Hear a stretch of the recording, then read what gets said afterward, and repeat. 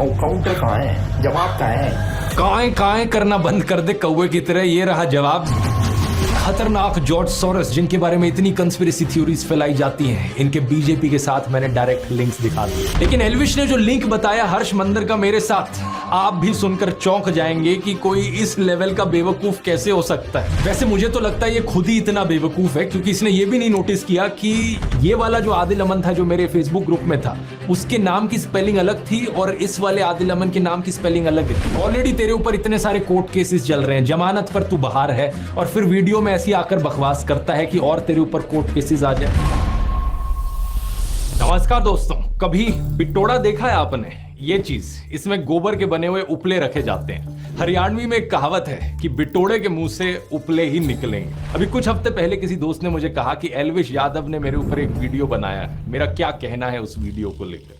मैंने कहा भाई क्या यार, क्या उम्मीद करते हो, बिठोड़े के मुंह से उपले ही निकलेंगे। अब वैसे तो दोस्तों इन गोदी यूट्यूबर्स का एक पूरा झुंड बैठा है जिसने पिछले कुछ महीनों में मेरे ऊपर एक से बढ़कर एक हमले करने की कोशिश करी है। कोई मुझे कभी कुत्ता कहता है, कोई कॉकरोच कहता है, कोई कहता है कि मेरी वाइफ पाकिस्तानी है, तो कोई मुझे बुली कहता है। लेकिन इन सभी में से एल्विश सही मायनों में इन बेवकूफों का सरदार है, क्योंकि जितनी अनाप शनाप बातें इसने अपने वीडियो में करी ना मेरे बारे में, जितने दुनिया भर के झूठ इसने फैलाए, उतने शायद ही किसी ने फैलाए। इसने मुझ पर जो वीडियो बनाई उसका कई सारे यूट्यूबर्स ऑलरेडी काउंटर कर चुके हैं। जिन्होंने भगवा रंग पहन रखा वो छपरी है, कि सब छपरी हैं ये, जितने भी ये सैफरन गमछा ओढ़ते हैं। अरे एल्विश भाई, ध्रुव राठी ने ये कहीं नहीं कहा कि जो भगवा रंग पहनता है वो छपरी है, बल्कि वो लोग जो भगवा रंग पहन के मस्जिद के सामने जाकर हाथों में तलवार लेके घूमते हैं, वो लोग जो भगवा रंग पहन के राम का नाम खराब करते हैं, वो छपरी हैं।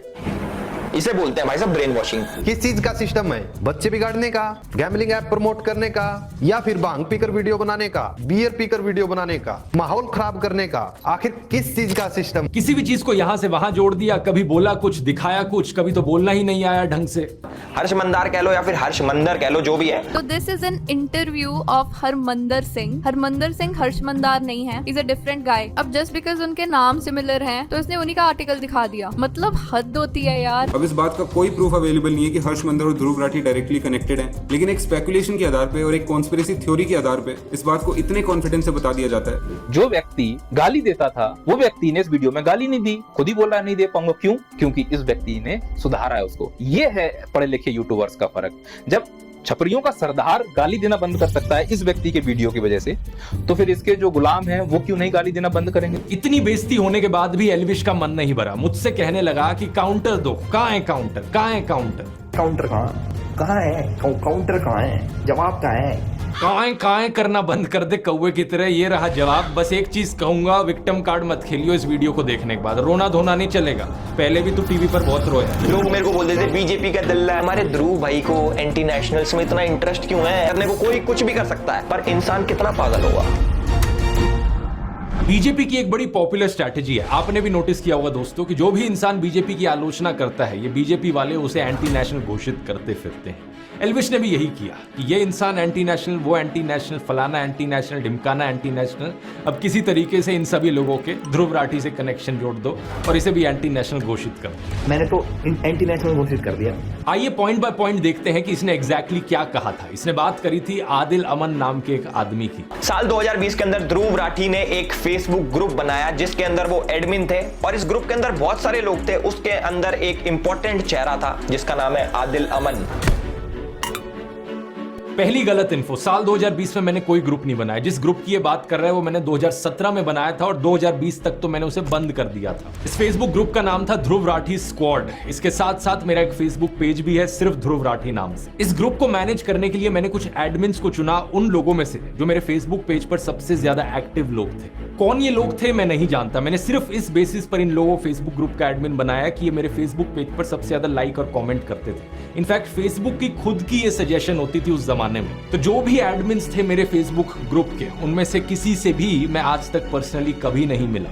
अब हुआ क्या कि इनमें से एक एडमिन आदिल अमन ने एक टाइम पर बड़े ही वायलेंट और एक्सट्रीमिस्ट टाइप के कमेंट्स किए, जिन्हें ऑब्वियसली मैं सपोर्ट नहीं करता। बाकी एडमिन्स ने वो कमेंट्स मुझे दिखाए और मैंने फिर इसे एडमिन की पोजीशन से हटा दिया। अब लॉजिकल सी बात है, मैं हमेशा नाथुराम गोडसे वाली ऐसी मानसिकता का विरोध करता हूं, लेकिन बाद में मैंने रियलाइज किया कि अगर इस तरीके से चलता रहा, इस ग्रुप में कोई कुछ भी लिखेगा, ब्लेम वहां मेरे ऊपर आएगा बाद में। इसलिए साल 2020-21 के अराउंड मैंने इस पूरे फेसबुक ग्रुप को ही शट डाउन कर दिया। अब 4 सालों बाद हमारी कहानी में एंट्री होती है इस बेवकूफ की, जो इस घटना को लेकर एक स्कैंडल बनाने की कोशिश करता है। ये अपनी इमेजिनरी कहानियां बनाता है कि आदिल और मैं तो जिगरी दोस्त हैं। अगर ध्रुव भाई ये वीडियो देख रहे हैं तो भाई के चेहरे पे मुस्कुराहट आ गई होगी, क्योंकि पुराने साथी हैं, आम आदमी पार्टी में साथ में काम करते थे।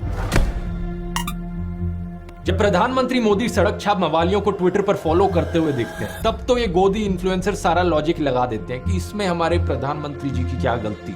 उन्हें क्या पता था कि ये इंसान ऐसी अभद्र भाषा का इस्तेमाल कर सकता है। याद है निखिल नाम का एक ट्विटर यूजर जिसने गर्व से कहा था कि प्रधानमंत्री मोदी उसे फॉलो करते हैं। इसने किस तरीके से एक महिला पत्रकार की मौत पर जश्न मनाया था, उनको गालियां दी थी। और प्लीज प्रधानमंत्री से रिक्वेस्ट कीजिए कि वो इस तरह के लोगों को फॉलो ना करें। कोई नहीं मिलता उनको हिंदुस्तान में तो मुझे फॉलो कर लें। लेकिन ये इकलौता ऐसा केस नहीं है। ये बीजेपी 2016 पेज जिसने जर्नलिस्ट स्वाति चतुर्वेदी के खिलाफ बहुत ही भद्दी भाषा लिखी, इसे भी नरेंद्र मोदी फॉलो कर रहे थे। बीजेपी 2014 अवनीश चौबे, कुल आदित्य, महावीर एम जैसे कितने और ऐसे थ्रेटनिंग और अब्यूजिव हैंडल्स हैं जिन्हें प्रधानमंत्री फॉलो कर रहे थे। इतना ही नहीं, प्रधानमंत्री मोदी ने तो अंकित जैन, सुरेश नखुआ, तेजिंदर बग्गा जैसे कुछ हिंसक गालीबाज ट्रोल्स को अपने ऑफिशियल रेजिडेंस पर पोस्ट भी किया था। क्या पहले चेक नहीं कर सकते थे कि ये कैसे लोग हैं? ऑनलाइन से अब ऑफलाइन पर आ जाए तो आसाराम बलात्कार के लिए कॉन्विक्ट हुआ, यहाँ नरेंद्र मोदी उसे माला पहनाते हुए और उसके पैर छूते हुए दिख रहे हैं। जीवन में जब कोई नहीं जानता था, उस समय से बापू के आशीर्वाद मुझे मिलते रहे हैं। इस ट्वीट और इस फेसबुक पोस्ट में प्रधानमंत्री मोदी गुरमीत राम रहीम की प्रशंसा करते हुए दिख रहे हैं। वही गुरमीत राम रहीम जिसे मर्डर और रेप जैसे केसेस में दोषी पाया गया है। इस फोटो में हरियाणा के पूर्व मुख्यमंत्री गुरमीत राम रहीम के साथ बैठे हुए दिख रहे हैं। 2017 के इस न्यूज आर्टिकल को देखिए। मध्य प्रदेश की एंटी टेररिस्ट स्क्वाड ने भोपाल, ग्वालियर, जबलपुर और सतना में 11 लोगों को गिरफ्तार किया। इन पर आरोप था कि ये पाकिस्तान की ISI के लिए जासूसी कर रहे थे। अब आज तक की ये हेडलाइन देखिए। ये जो गले में बीजेपी का पट्टा डाले हुए और टी-शर्ट पर मोदी लिखवाए हुए दिख रहा है, ये है ध्रुव सक्सेना। यहाँ इसकी फोटो देखिए मध्य प्रदेश के पूर्व मुख्यमंत्री शिवराज सिंह चौहान के साथ। कि भारतीय जनता पार्टी विश्व की पहली राजनीतिक पार्टी जिसके ऊपर एक ठप्पा लग चुका है कि यह एक ISI सर्टिफाइड पार्टी बन चुकी है। कम से कम 3 शख्स इन 11 में से सीधा तरीके से भारतीय जनता पार्टी के साथ जुड़े हुए।